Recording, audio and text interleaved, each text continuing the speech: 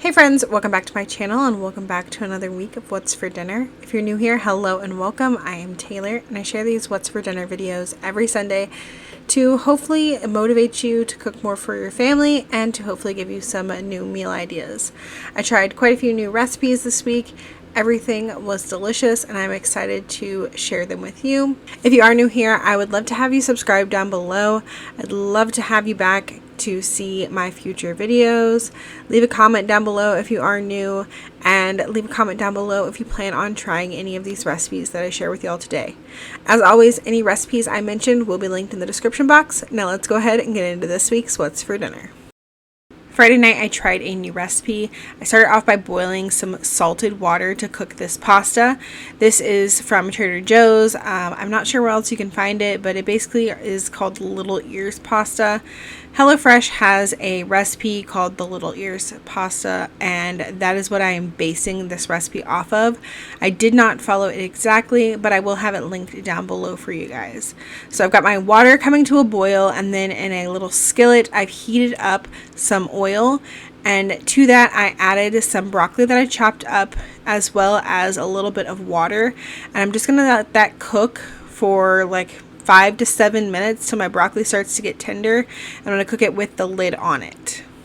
After I let that broccoli steam for a little bit, I removed the lid and turned the heat up to like a medium high and let it continue to cook until it was like my desired tenderness. We like our broccoli really tender, so it just depends on how tender you want it, and that's how long you're going to cook it. And then I seasoned it with some salt and pepper and removed it from the pan. Then in that same pan, I cooked up 1 pound of ground Italian sausage.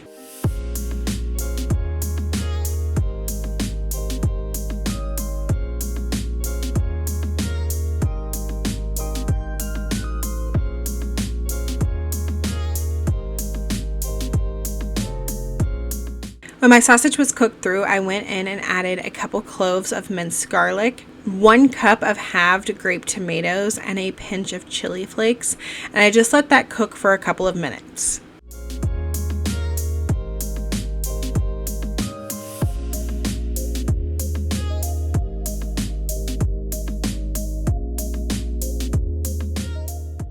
Meanwhile, when my water came to a boil, I went ahead and added my pasta and let it cook. This pasta actually took quite a long time to get tender. I think it was something like 16 minutes. So think about that. Try to plan like to have it done at the right time. And then when I did drain it, I made sure to reserve about a cup of the pasta water to add to our pasta if we need to thin it out. Once my pasta was done, I added the broccoli and the pasta to my meat, and then I also added a bunch of pesto. I think it was about a cup of pesto sauce that I had left in this jar of pesto from Sam's Club, so I added that in, and then I also added a bunch of Parmesan cheese, and then some of that reserved pasta water to help kind of thin out the sauce.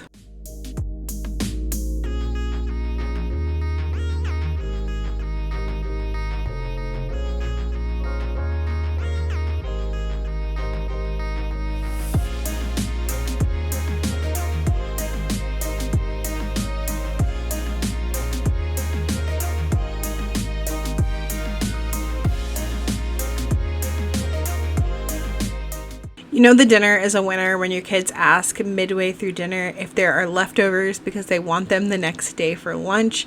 This was a hit with everyone. We absolutely loved it.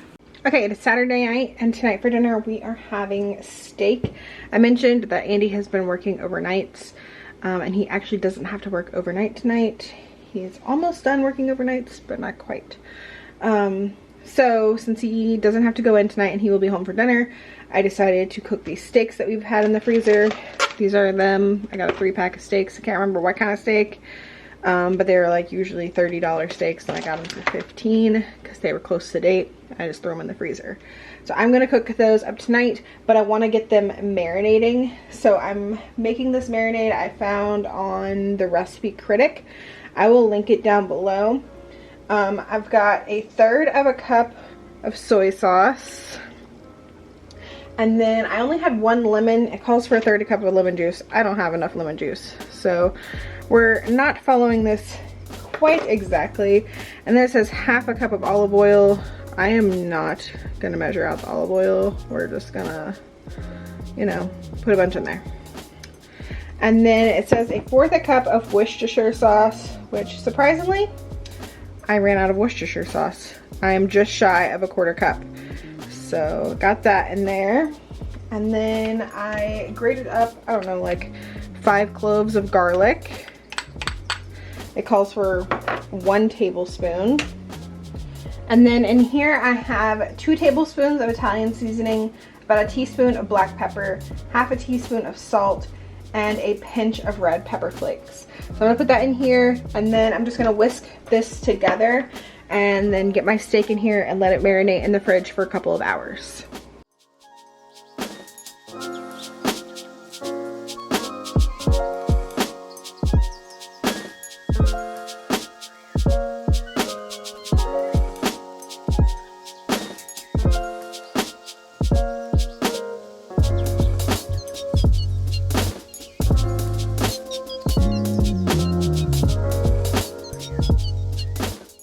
Okay, to go with our steak tonight, we're gonna do some baked potatoes and some salad. I've just been really wanting a baked potato.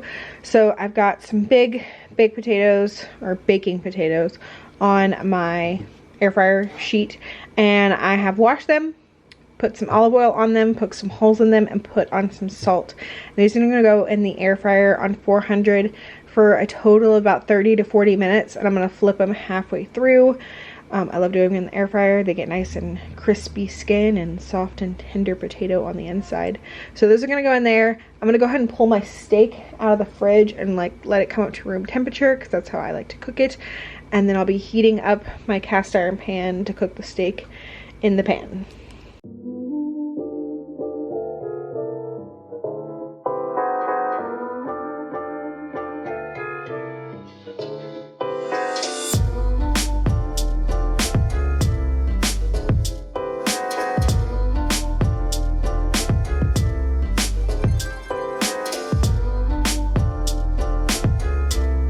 Okay, potatoes are done. These are really large potatoes. I don't know if you can tell, but like here's my hand and the potatoes are massive.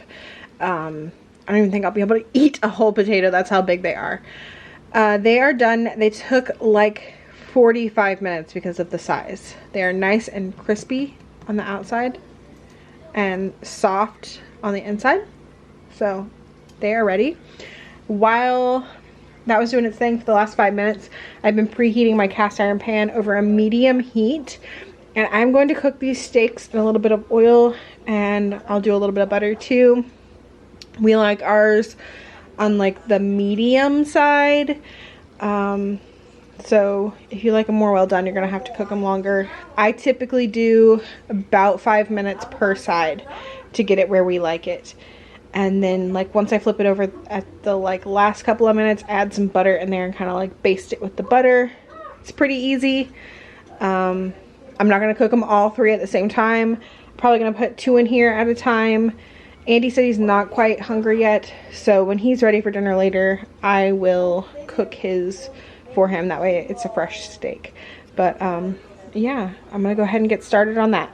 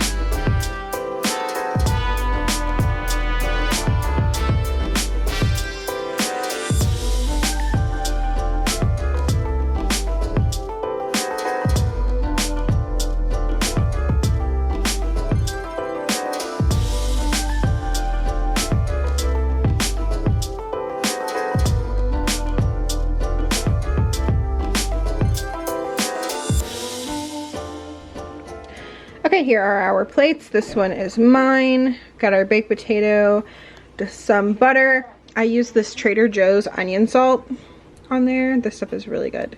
And then I've got some cheddar and some sour cream. And then I've got a little bit of a salad. And then of course the steak, perfectly pink. And here are the kids' plates. Pretty much the same. Elijah's got salad. No sour cream on their baked potatoes. And then instead of salad, Lily has cucumbers and tomatoes. That is going to be our dinner for Saturday. Sunday night was an easy family favorite, and that is shrimp and grits. This has turned into something that we love, and it's so simple and easy to make. I've shared it quite a few times in the last year on my channel, so I will leave a video link down below where I have made it in the past. And I will also leave the link to where I found it on Pinterest so that you guys have access to the recipe that I use. I make it the same exact way every time, and it is so delicious. I cannot recommend this recipe enough. Monday night was another family favorite. This is homemade hamburger helper stroganoff. I did try something new with it this time. I tried a new seasoning in it and it turned out delicious. So that is why I'm sharing it with you today. So I'm starting off by seasoning it the way I always do. We'll add in some garlic powder, onion powder, salt, pepper, rosemary, and then the new thing that I'm using is this umami seasoning that I picked up at Trader Joe's. It's got like mushroom powder and some other things in it, and like typical stroganoff usually has mushrooms in it, but my family doesn't like mushrooms, so I don't usually put mushrooms in it. But I thought that adding this umami seasoning would give it a nice flavor, and I was right. It definitely added like some depth to it, some savoriness. I really enjoyed it, and I'm happy to have it to use in this stroganoff in the future. You can definitely still make this recipe without it. I've been making this recipe for the longest time now without this. I just do feel like it added a little bit more flavor to it. When my meat was all browned, I added in 1 teaspoon of Worcestershire sauce and about a tablespoon of minced garlic, and I let that cook for between 30 seconds and a minute. Then I added in 1 cup of milk, 1 cup of beef broth, and 1.5 cups of water, as well as 4 cups of egg noodles, and then I brought that to a boil.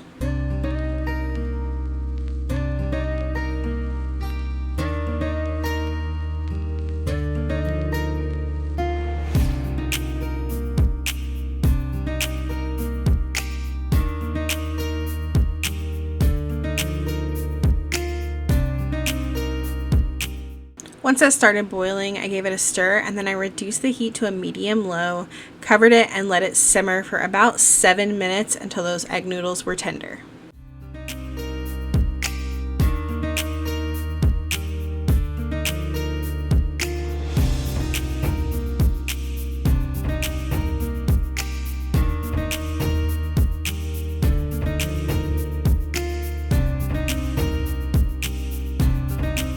Once the noodles were done, I took off the lid, I gave it a good stir, and then I added in some sour cream.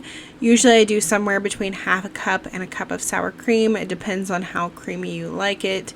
This night I was trying to use up like the last of what was in a container, so I used I think closer to a cup this night.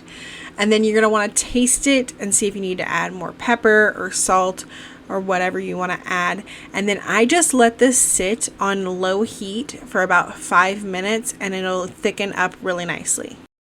I always serve stroganoff with a can of peas that I season with some salt, pepper, garlic powder, and butter. My mom and dad always served like hamburger helper stroganoff or like beef pasta with peas and a slice of buttered bread, so that's how I always do it too. It is Tuesday, and tonight for dinner we are doing crock-pot chicken enchilada casserole. I have shared this recipe quite a few times. I believe it's from the Magic Slow Cooker here on YouTube. It's delicious, and I've been making it for years, and it's super simple. All you really need is chicken and enchilada sauce, corn tortillas, and cheese, and then like whatever toppings you like. Usually, like the kids and Andy just eat it that way, and then I add olives to my own. And it is super easy. I also like to add some taco seasoning. So in here I have my chicken breast, and then I like to sprinkle it with some taco seasoning. I don't usually use like a whole pack. That was about a tablespoon that was left in this bottle that I used, and that's usually how much I use. You don't need too much. You will get a ton of flavor and seasoning from the enchilada sauce. The one I'm using today is this Las Palmas from Kroger. It's not my favorite one, but it's decent. It'll do. So just pour that whole can over, and then this just cooks in that enchilada sauce all day, on low for like 6 to 8 hours or high for 4 hours. I'm gonna put it on low and just let it cook, and then we'll come back later, shred up our chicken, and add some corn tortillas. Okay, this chicken has been cooking in the enchilada sauce for about 6 hours now, and now I'm just gonna shred up the chicken, and the only other things we need are some cheese and some corn tortillas. I'm gonna take the corn tortillas and cut them into strips, mix them in, mix some of the cheese in, and then put some cheese on top and let this cook for about another hour. I've got some cheddar and some Monterey Jack. Usually I just do cheddar, but whatever you want. And then if you wanted olives, you could also put the olives on top with the cheese.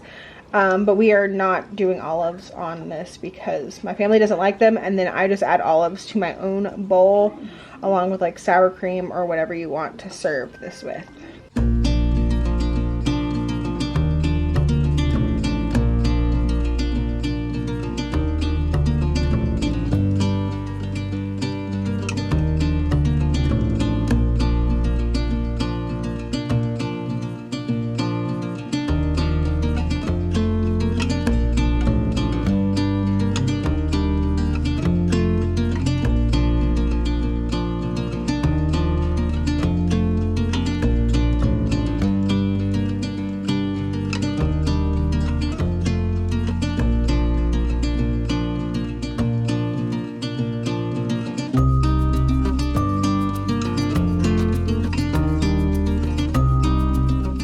This recipe is always delicious. It's definitely like a go-to crock-pot recipe for me because it has very minimal ingredients.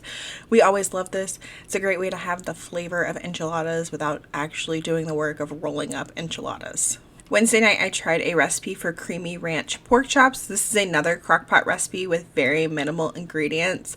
All it called for was 2 cans of cream of chicken soup and a ranch seasoning packet. So I added that to the crock-pot along with my pork chops, and then I decided I wanted to use some more seasoning. So I added in some of the 21 seasoning salute from Trader Joe's to give it a little bit more flavor, and then I just stirred that all around.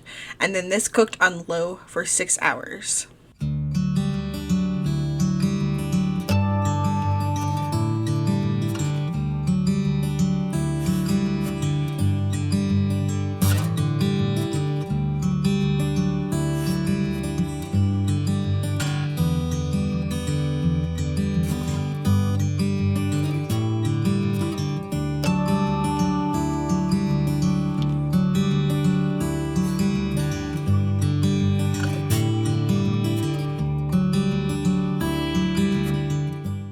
I served these pork chops and gravy on top of some plain white rice and then some green beans on the side.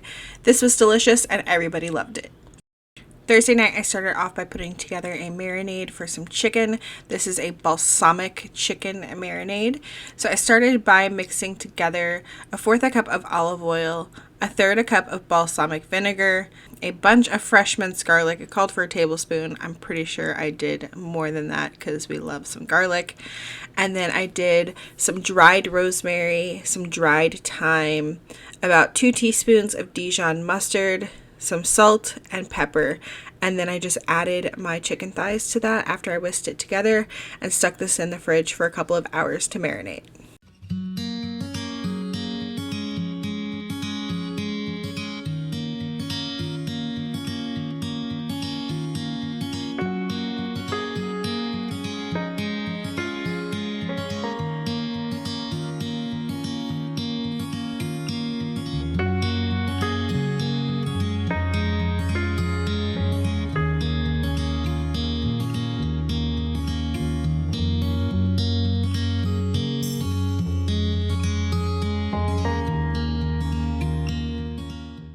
To go with the chicken, I am making some sheet pan gnocchi and tomatoes that I had seen on TikTok. I added a bunch of different seasonings and stuff, so this is inspired by that, and I will leave that original video linked down below.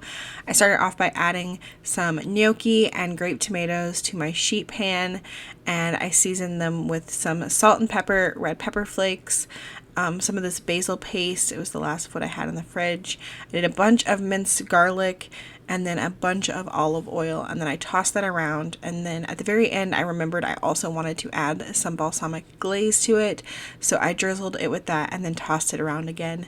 And then this went in the oven at 425 for 30 minutes, and then I broiled it for about 2 minutes at the very end.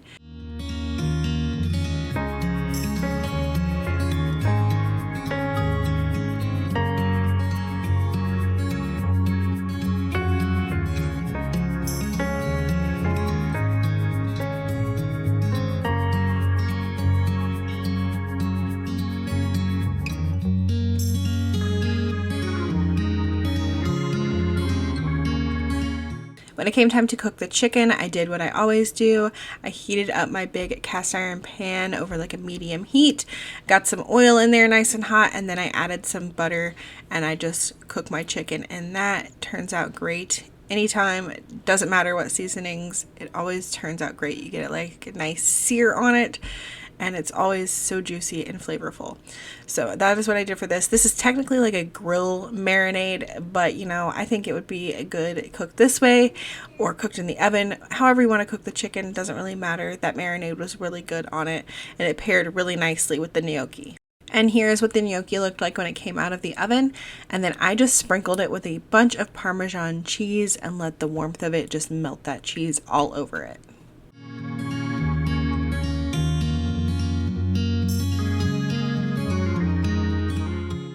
And here it is plated up. We just had the chicken and then this gnocchi. And because Elijah doesn't like tomatoes, he had some sweet peppers on the side and no tomatoes with his gnocchi. This went really well together, like that chicken and the gnocchi. And the gnocchi was like crispy on the outside and soft on the inside. Very good. Definitely recommend trying it if you like gnocchi and whatnot. This is the first time I ever like baked it like that. Usually like I make it in a pan or something. So that is going to be it for this week's What's for Dinner. I hope that you guys enjoyed it. If you did, make sure you leave me a thumbs up. As always, thank you guys so much for watching, and I will see y'all in the next one. Bye!